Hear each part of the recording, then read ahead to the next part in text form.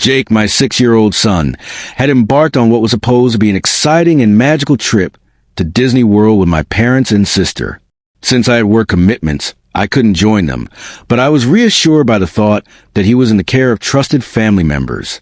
That reassurance shattered when I received an unexpected call from Disney's Lost and Found department.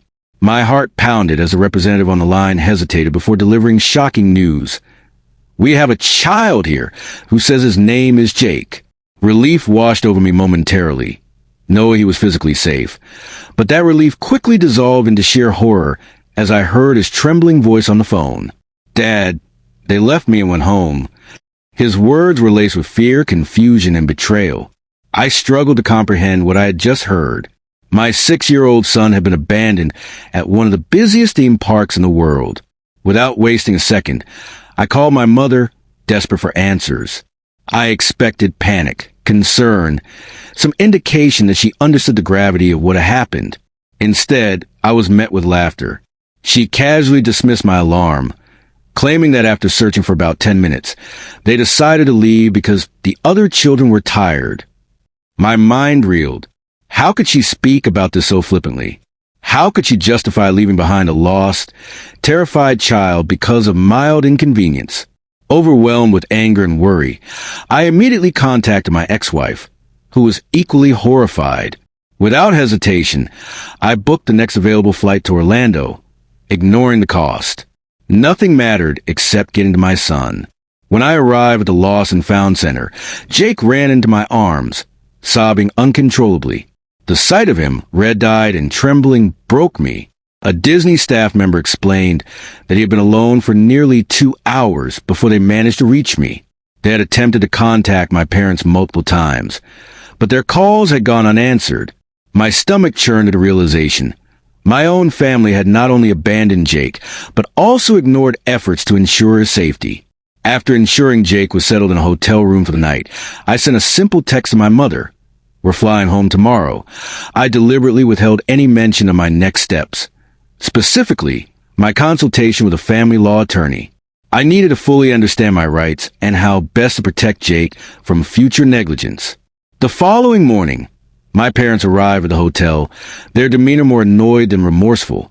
My mother continued to insist it was all a misunderstanding, a small mistake, while my father echoed her sentiment, scoffing at my reaction as if I was being overly dramatic. But the truth was undeniable. Jake's hesitation to even approach them spoke volumes. That was all I needed to see. Without another word, I packed our bags and left. On the flight home, I made 2 firm decisions. First, my parents and sister would never again have unsupervised access to Jake. Second, I would take legal action to hold them accountable for their recklessness.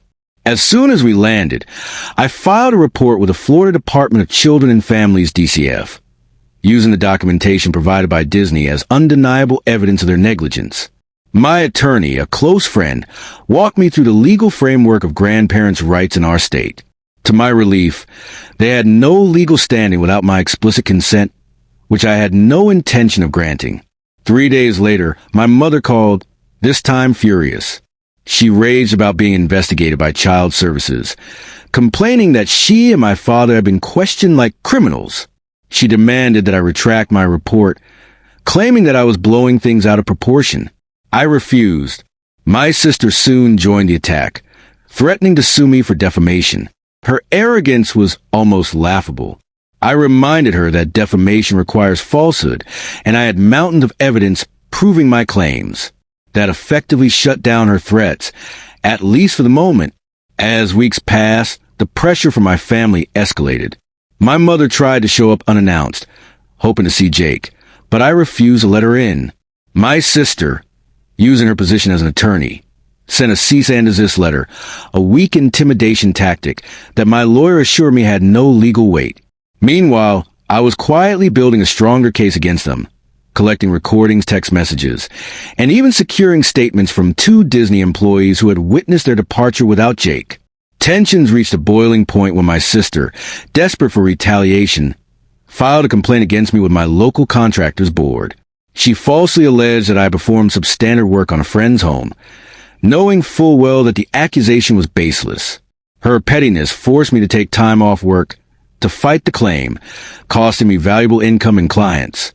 That was the final straw. I reached out to my ex-wife, who immediately drafted a formal statement through her attorney, reinforcing my decision to restrict my parents' access to Jake. Realizing my sister's husband had remained eerily silent throughout this ordeal, I contacted him directly. To my surprise, he had been fed an entirely different version of events. When I shared Disney's documentation and played recordings of my mother's dismissive attitude, his face went pale. He confessed that he and my sister had actually argued about whether they should cancel their dinner reservations to keep searching for Jake. The revelation sickened me.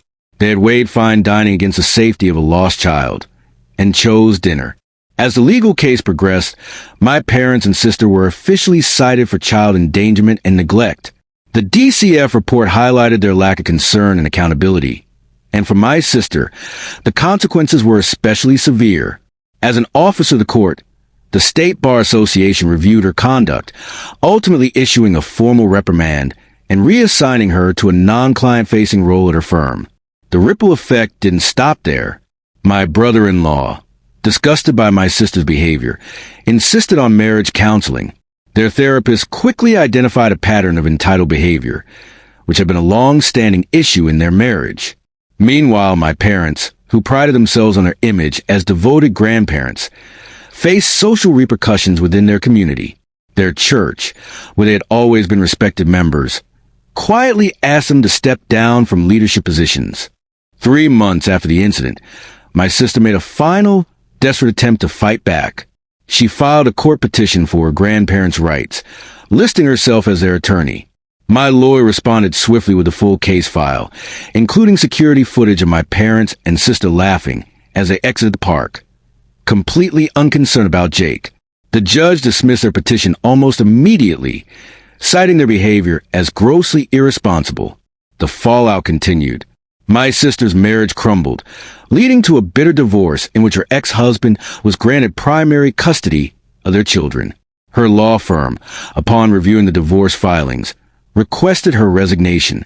Left with no other option, she took a lower-paying job at a much smaller firm. Months later, my mother attempted to reach out, proposing a family reunion. I refused. She insisted that family forgives, but I reminded her that true forgiveness requires acknowledgement and remorse, neither of which she had shown. When extended family pressured me to reconcile, I shared the full documentation. Their reactions were immediate: shock, disgust, and, in some cases, apologies for having doubted me. My parents and sister found themselves increasingly isolated. Years passed, and the incident remained a painful but defining moment in our lives. Jake, now older, had processed the trauma through therapy and developed a strong sense of self-worth and boundaries. One day, unexpectedly, I received a letter from my sister's eldest child, expressing regret for not speaking up when Jake was left behind. She asked if she could reconnect with him. After careful consideration, I agreed to a supervised meeting. 5 years after the incident, my father, now weakened by illness, finally admitted his mistake. I was wrong. We were all wrong. I should have gone back for him, he confessed. It was the first genuine apology I had received. It didn't erase the past, but it was a step toward healing. My mother and sister, however, remained unchanged, clinging to their entitlement. Despite the pain, I emerged stronger. I had stood up for my son, protected him, and reshaped our family dynamic to reflect one truth: trust is earned, not given. Those who acknowledge their failures remained in our lives. Those who refused to take responsibility faded into the past.